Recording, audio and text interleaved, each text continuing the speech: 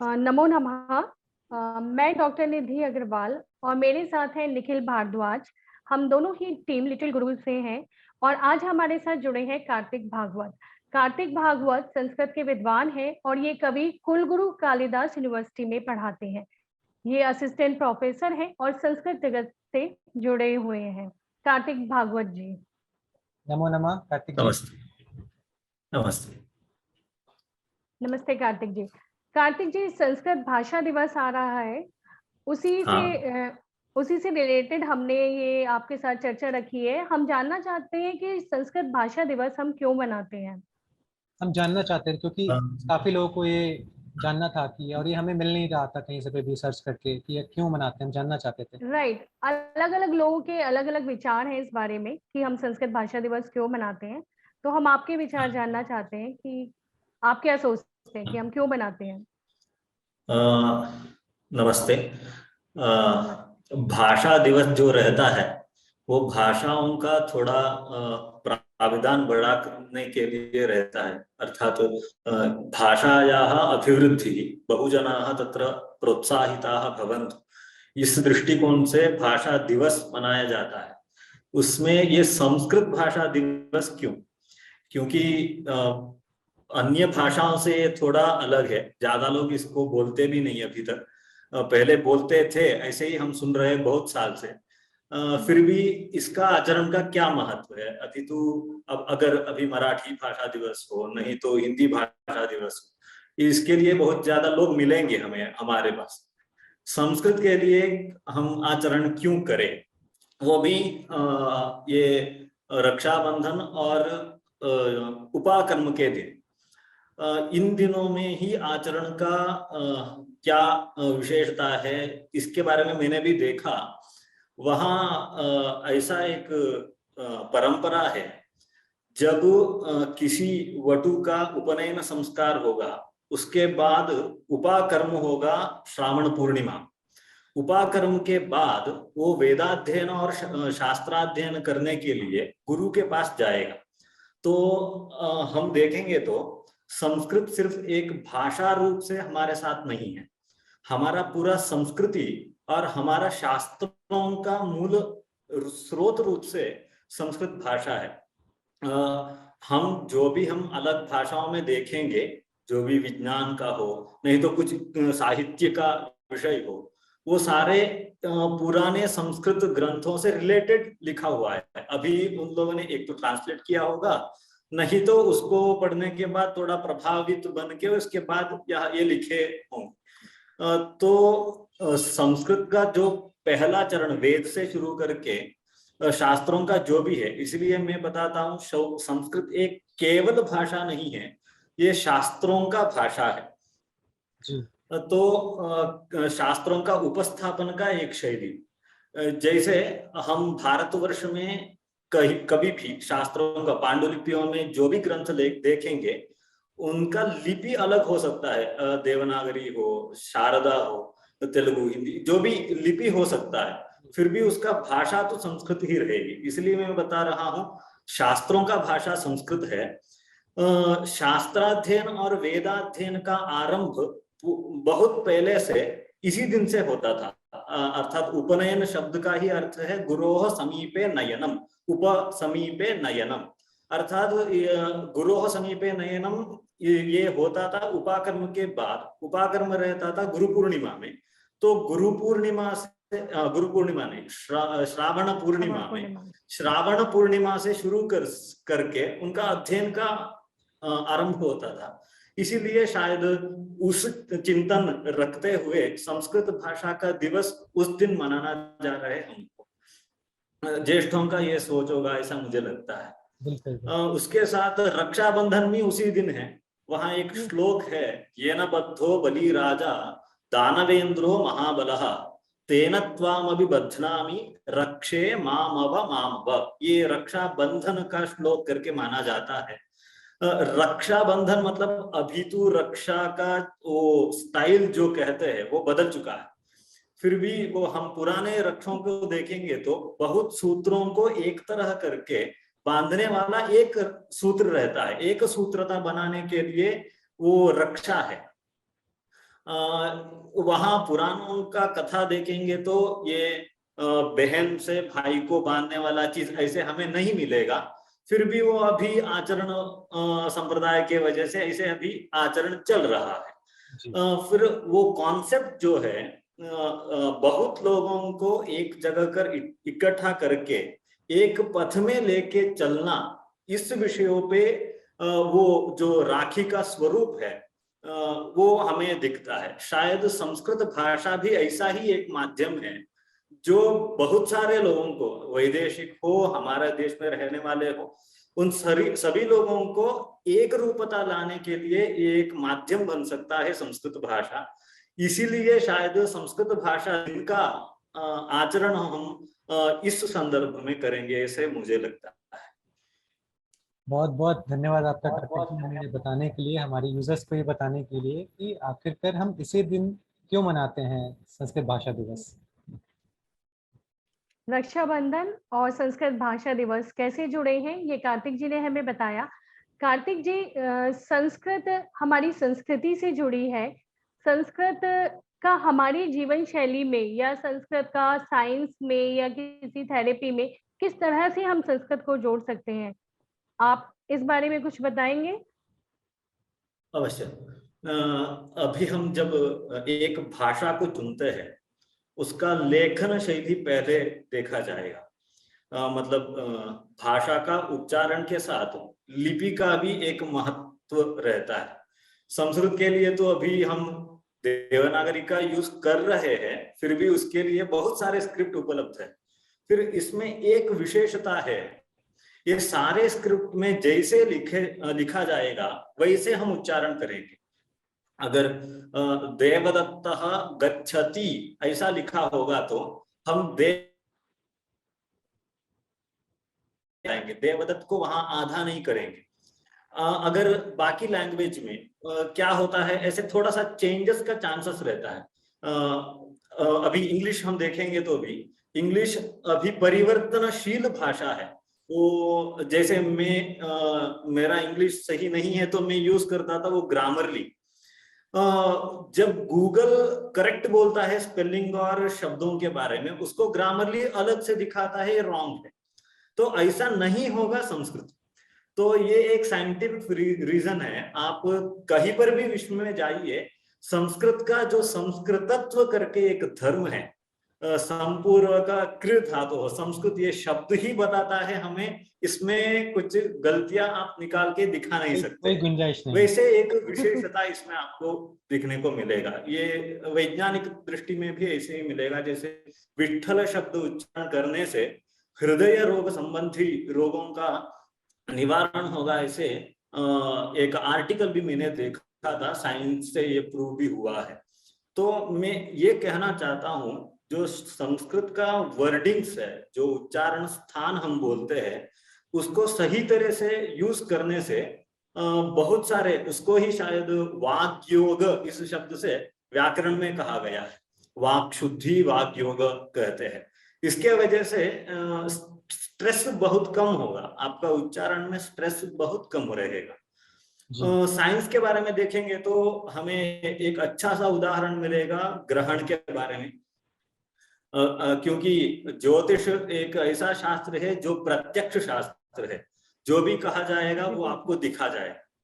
तो इसमें ग्रहण के विषय में तो बहुत पुराना, हम पंचांग वगैरह देखेंगे तो बहुत साल बाद आने वाला ग्रहण भी पहले ही दिखा गया होगा। तो इससे ये तो पता चलेगा हमारा जो ग्रह स्थिति के वजह से जो भी चलता था वो सब कुछ जानने का तरीका संस्कृत में जो शास्त्र लिखा गया है उसमें उपलब्ध था। जैसे अभी बहुत प्रसिद्ध है प्लास्टिक सर्जरी वगैरह, क्योंकि जो भी क्रीडालु रहते हैं उन लोगों का, जैसे फुटबॉल वगैरह खेलने के लिए, नहीं तो बॉक्सिंग, उस टाइम पे तो ये नाक का सर्जरी करवाना ही पड़ेगा अवश्य। तो इसके बारे में सुश्रुत ने बहुत पहले ही लिखा है। वहां लिखा है, विश्लेषितायास्तस्य नासिकायाः वक्ष्यामि संधान विधिम यथावत्। वो प्लास्टिक सर्जरी का ही काम वहां कहा गया है। तो ऐसे बहुत सारे विषय है। जैसे हम महाभारत का स्टोरी देखेंगे तो वहाँ ये कौरवों का जन्म जो है वो एक कुंभ से होता है। वो उस टाइम पे भी हमें ये टेस्ट ट्यूब बेबी का जो है उसके साथ अगस्त्य कुंभ संभव, इस श्लोक से भी वो टेस्ट ट्यूब बेबी का चित्रण हमें आ जाता है। आयुर्वेद तो है ही, आयुर्वेद के हिसाब से हम देखेंगे तो हमारे लिए मेडिसिन और थेरेपी, इन दोनों के विषय में बहुत सारे विषय मिल जाएंगे, क्योंकि हमारा जो भी अभी का मेडिसिन है वो कहीं ना कहीं आयुर्वेद से जुड़ा ही है। फिर हमारा उसको नहीं जानते हैं, जिसके वजह से हम ट्रांसलेशन पढ़ रहे, ज्यादा हम पढ़ रहे, पढ़ने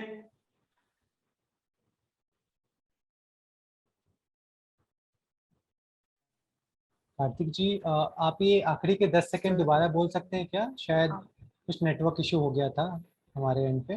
हाँ सर, हाँ हाँ।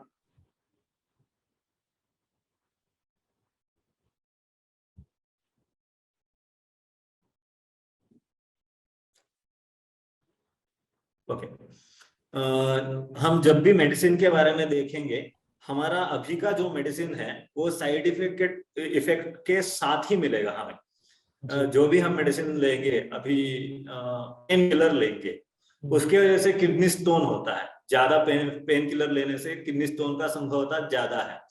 तो यही हम आयुर्वेद के तरफ से देखेंगे तो उसका भी जो किडनी स्टोन का प्रभाव है उसको दूर करते हुए भी हम मेडिसिन ले सकते हैं पेन किलर के बाद।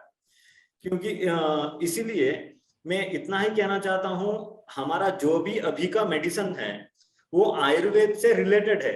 कोई बंदा रहेगा जो पहले आयुर्वेद पढ़ के उसके बाद उन्होंने ये मेडिसिन के बारे में रिसर्च किया होगा, अभी का मेडिसिन, फिर भी उसका तुरंत उसका परिणाम लेने के लिए मात्रा ज्यादा होने की वजह से साइड इफेक्ट ज्यादा हो रहा है। जैसे हम हमारा पुरातन ग्रंथ में भी देख सकते हैं, किडनी स्टोन हो, नहीं तो पल्स टेस्ट के बारे में हो, ब्लड टेस्ट, इस सभी का इलाज पहले से आयुर्वेद ग्रंथ में लिखा गया है।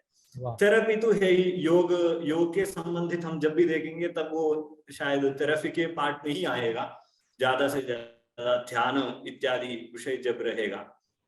तो मैं मानता हूं जो भी हमारा साइंटिफिक अभी का उपलब्ध है, पुष्पक विमान वगैरह हम बहुत सा बार ये सुन चुके हैं, तो ये सारे विषय रिलेटेड तो है। हमारा दिक्कत ये है, जब तक बाहर से कोई आके इसके बारे में नहीं बताएगा तब तक हम वहां नहीं देखेंगे। इसके वजह से हम अभी भी इसी स्टेज में हैं। मतलब हम बोलते हैं ये संस्कृत में है, ये संस्कृत में है, हम ऐसे नहीं बोल रहे हैं। इंग्लिश में आने से पहले हम संस्कृत में ये है करके दिखाएंगे तो उसका ज्यादा महत्व रहता है।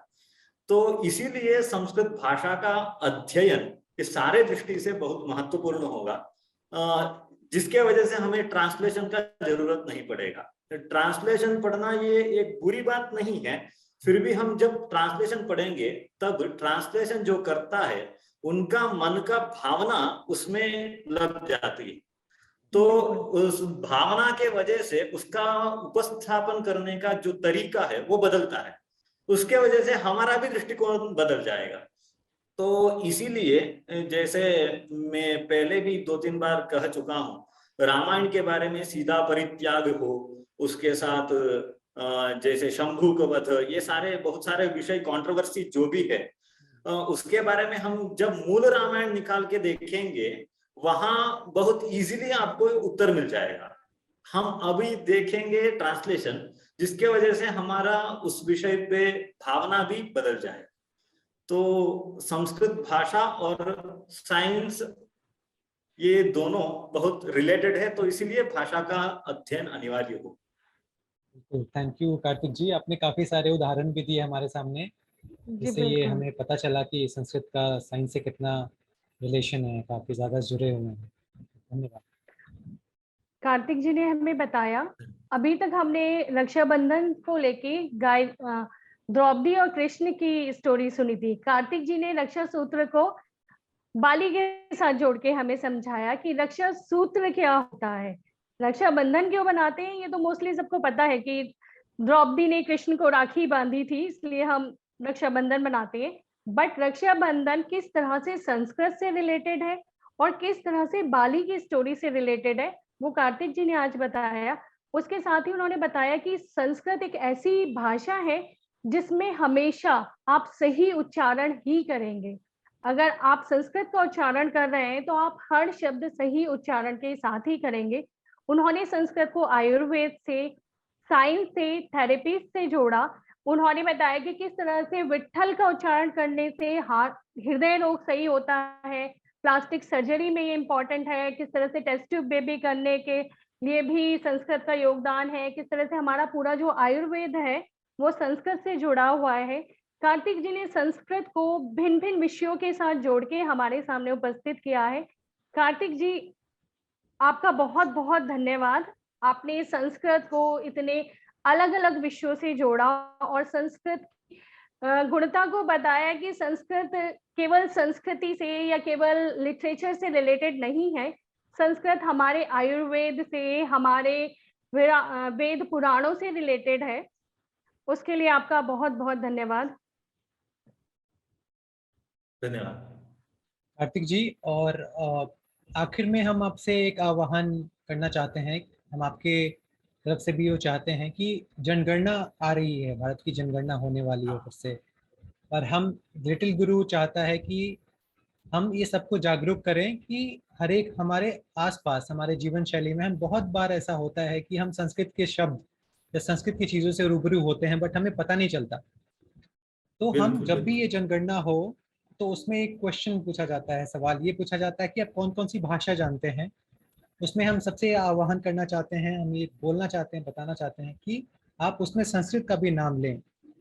इससे ये होगा कि हमारे इतने सारे लोग हैं, हमारे साथ वो जुड़ेंगे, हमें ये ऐसा प्रतीत होगा कि हमारे साथ वो जुड़ रहे हैं। हमें और ज़्यादा शक्ति मिलेगी ये करने में कि हम संस्कृत को देश के कोने कोने में लेकर जाएं। हम चाहते हैं कि आपके तरफ से भी वो आह्वान हो। बिल्कुल सर, मैं एक उदाहरण के साथ इस विषय को रखना चाहता हूँ। मैं जब बाहर से महाराष्ट्र आया तब मैं समझ सकता था मराठी और हिंदी। मेरा मदर टंग से इसका कोई संबंध नहीं है, फिर भी मैं इसीलिए समझ सकता था। मेरा जो संस्कृत का ज्ञान था उसके वजह से वो सारे शब्द मुझे समझ में आते थे, वाक्य का अर्थ समझने में थोड़ा टाइम लगता था। तो मैं सभी से अनुरोध करता हूँ, आप जो भी भाषा यहाँ भाषा से है रिलेटेड, उन सभी भाषाओं में संस्कृत का शब्द के बिना वो भाषा रही नहीं है, क्योंकि सर्वेषां भाषाणां मातृभाषात्वेन विराजते एषा भाषा संस्कृतम। तो आप सभी लोग जनगणति में संस्कृत भाषा को चुने आपका फर्स्ट लैंग्वेज रूप से। उसके बाद आपका अपना अपना लैंग्वेज आप दूसरे जगह पे रखिए, क्योंकि आपका भी जो मदर टंग है उसका मूल भाषा संस्कृत है। तो मैं तो करता हूँ, आप भी मेरे साथ जुड़िए। बहुत बहुत धन्यवाद कार्तिक जी इसके लिए। बहुत बहुत धन्यवाद कार्तिक जी।